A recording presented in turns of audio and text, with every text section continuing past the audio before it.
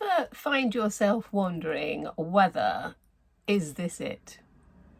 Perhaps you've reached that stage in your life where the familiar routines and the career paths and the roles that you've taken on just, they're not quite hitting it.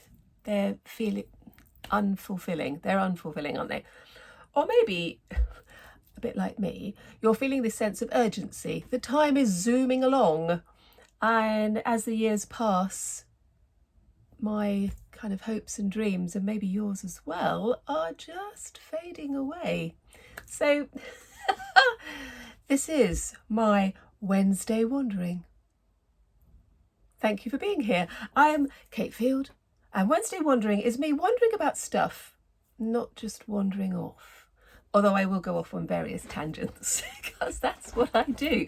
But I feel that I've kind of reached a stage in my life where I've done quite a lot of the things that I wanted to do, which is brilliant, absolutely brilliant.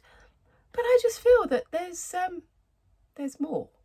There are more things that I want to do, and we're all different. And for some of us, it's wanting to travel and explore the world. I don't have a burning desire to do that. I love visiting places, I really do. But I also just love seeing what's on my doorstep and doing that. And one of the things that I really love to do is to write. And a book that has been buzzing around my head for a while is this idea that we're running out of time.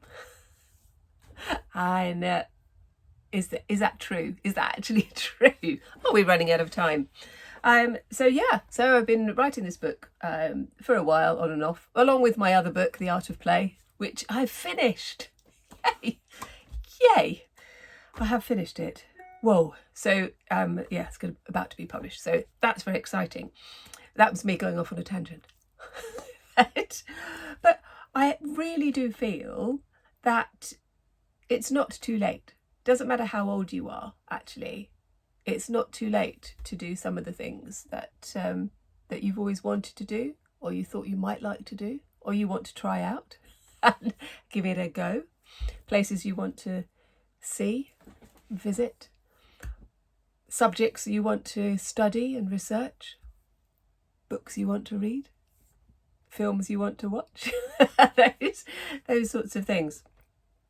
And that's kind of what my book is about, really. It's about finding a pathway through and trying not to get too complacent, because I think that complacency is a problem, actually.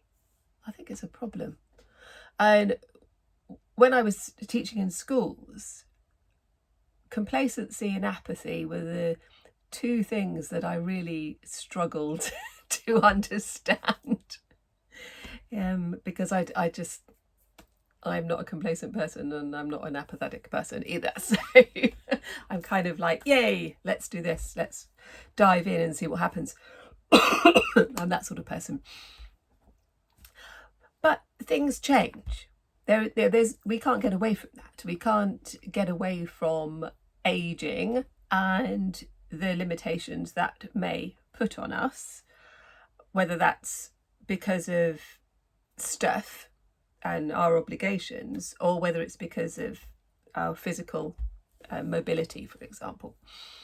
And one of the things that I feel really quite passionate about, and I spoke about this last time, was how we can adapt to do the things that we want to do. So whether that's adapting the tools or the circumstances, or whether we are adapting ourselves, so that we're not just sitting on the sofa watching some rubbish on the television. No, we're not doing that. Or scrolling mindlessly on social media. We're not doing that either. I do actually feel very, very strongly about this, and maybe you do too. And I just feel that it doesn't really matter where you are in your journey, because you can stop, get off, do something else, get back on, And that's what I did with my art career. I had to kind of stop and do other things. I had children to bring up and I had my teaching career to pursue. And you can't do everything all at once. That's not how it works. You end up burning yourself out and then nothing gets done, does it? But I was able to get back on this track when my children were grown up, or a bit older anyway. And I did my master's degree in my 50s. I went back to university and did a master's in fine art. It was great. I loved it. It was really good. And I had lots and lots of apprehension about going back to university in my 50s, thinking that everybody else would be in their 20s. Wasn't the case at all. Loads of people, same age as me, a bit younger than me, some a bit older than me, loads. And it was good. And I think that we can have these feelings of apprehension that aren't actually justified. They're just things that we're worried about. So I really wanted to talk about this because I think that we can restrict ourselves and we can play scenarios in our heads that actually stop us doing those things that we want to do. And that's a bit sad, isn't it? And it doesn't have to be wildly adventurous. It's quite interesting. Right? I mean, I love YouTube. I think it's a brilliant format, a brilliant medium, and I've learnt so much from wonderful people on YouTube and utterly inspirational. But it's quite interesting looking at sort of lifestyle type programs, because they're just not, they are so not me. They're all like take off in a van and travel the world and work from your laptop and sleep in a different place every night. I would not like that. I would not like that at all.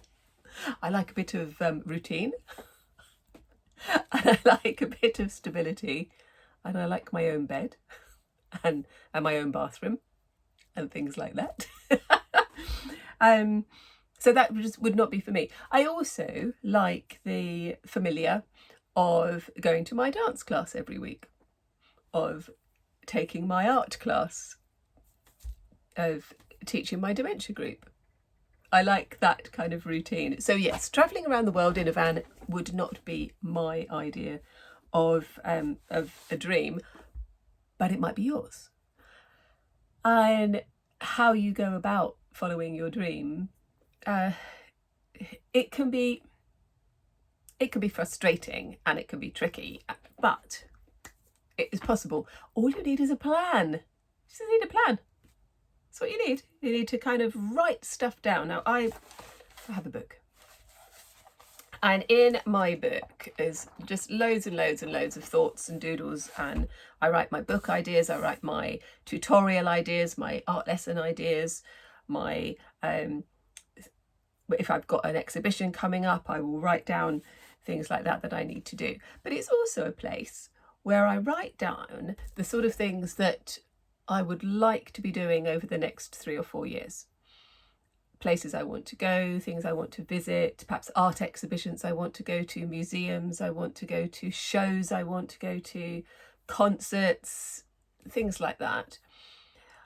And then also how I actually want to be developing my own practice and my own skills. So trying something new. I always like to try something new every year, something that I haven't done before, usually art or craft related, maybe music, maybe dance.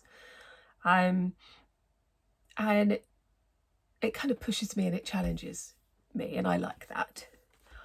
And I think that's the thing. It doesn't have to be wildly exciting to somebody else. It's just what is exciting for you and how it's going to work for you.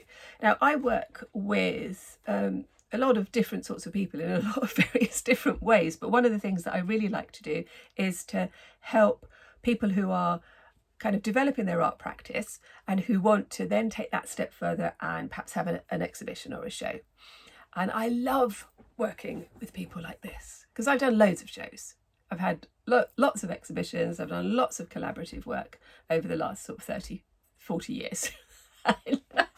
and so I love kind of helping other people find a way through this because it's what they want to do. And that's really nice, isn't it? It's a nice thing to do.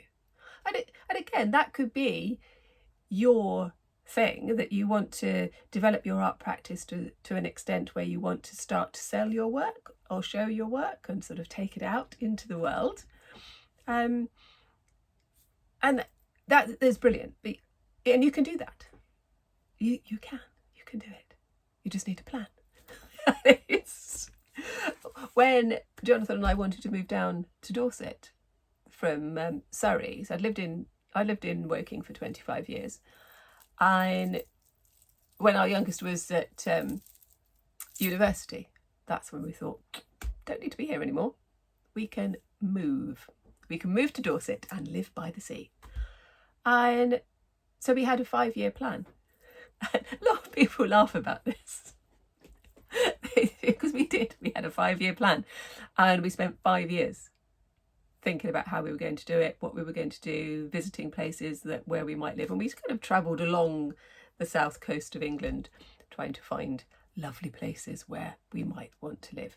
But it's that kind of thing. You need to have a bit of a plan, even if it's a list and you tick things off. I'm a big list person. And one of the things that I say to my students and my younger students, they're saying, right, yeah, I want to go to university, I want to do an apprenticeship, I want to sort of pursue my art career or my career in the arts, so it might be dance or drama or whatever. And I say, well, what's your plan? What do you need to do? Start from that end point, work your way backwards. What are the things that you need to do? And get into that habit of making a plan, so we don't run out of time and that we can live our lives to the absolute full. And write the book that you want to write, have the exhibition that you want to do, learn how to use oil paints, all those things you want to do. Sing in a choir, join a band, go and play in the local pub, join a poetry group. All these things, all these lovely, lovely things you can do. You just need to write them down and make a plan. And I'll see you next time. Bye-bye.